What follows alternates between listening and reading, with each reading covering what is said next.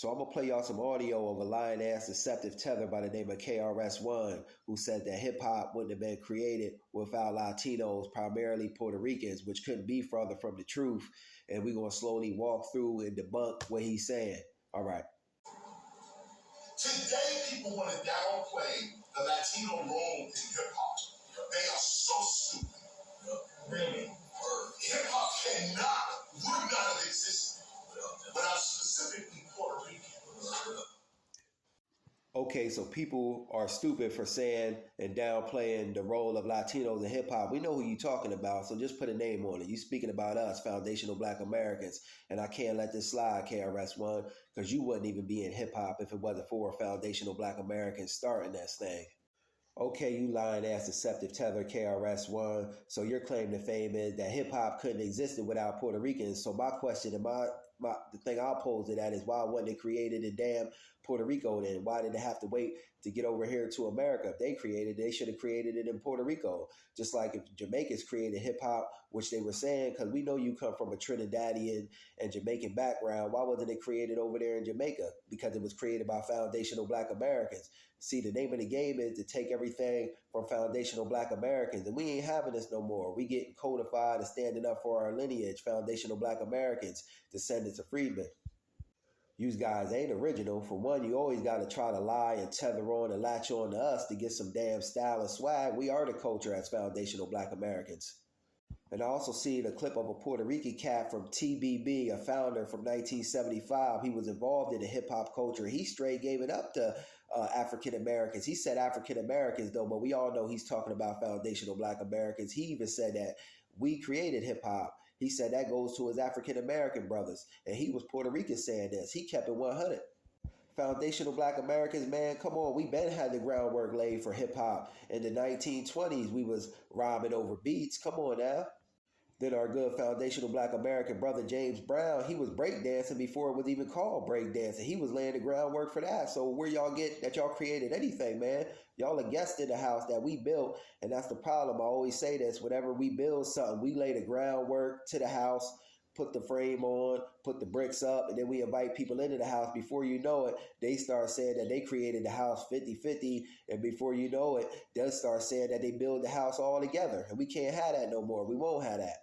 And Jamaicans was making that argument. Their claim to fame was that they was toasted over the record. Man, we've been toasted over records, which ain't nothing but talking over the beat or an instrumental to a record. We've been doing that, man. Y'all try to come into our culture and say y'all created every damn thing, you know, and the name of the game is just to take it from foundational Black Americans. And we know you being paid to do this by the power that be.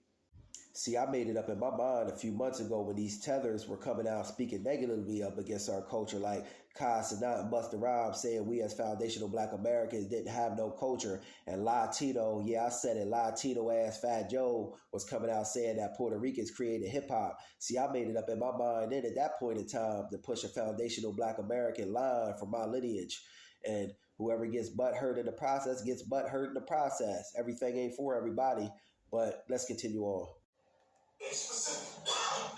Cubans were here, Haitians were here, Dominican Republic was here, everybody was here, all of South America, been in the rooms, okay? But Puerto Ricans in particular sided with the black folk here, and the Jamaicans were coming in as well. And this group of Puerto Ricans, Jamaicans, and American blacks made hip hop.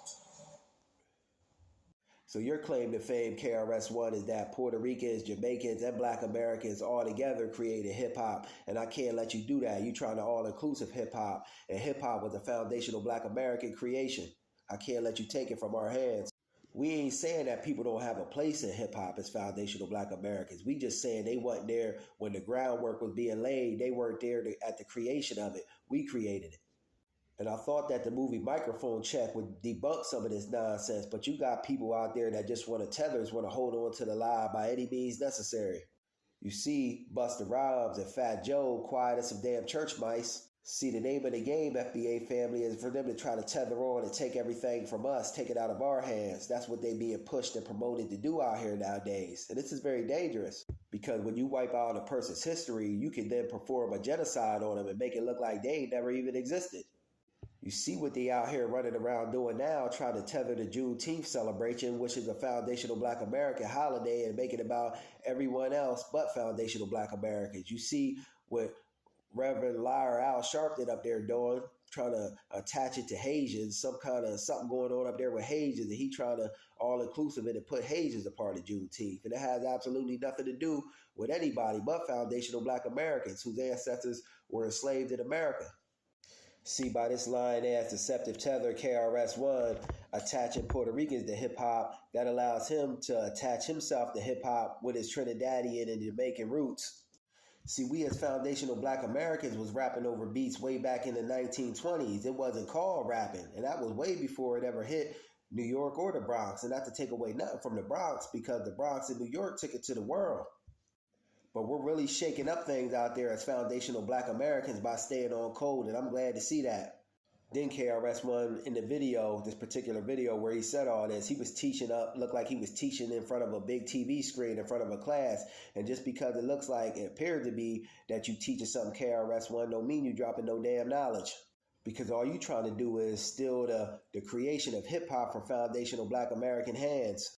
In the words of our great foundational Black American brother, James Brown, FBA got soul and we super bad. Whatever we touch, we take it straight to the top like a rocket ship. Whatever we touch, we dominate and control. We got a history and a legacy, bar none.